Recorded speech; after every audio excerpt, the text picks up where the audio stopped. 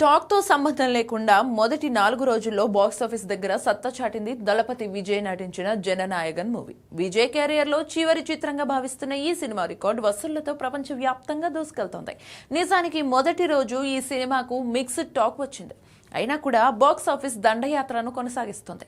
Trade లెక్కల ప్రకారం ఇండియాలో తొలి రోజు 43 కోట్ల నెట్, 50 కోట్ల గ్రాస్, రెండో రోజు 21 కోట్ల నెట్, 25 కోట్ల గ్రాస్, మూడో రోజు 29 కోట్ల నెట్, 34 కోట్ల రూపాయల గ్రాస్, నాలుగో రోజు 32 కోట్ల రూపాయల నెట్ అండ్ 37 కోట్ల రూపాయల గ్రాస్ కలెక్షన్లను వసూలు చేసింది.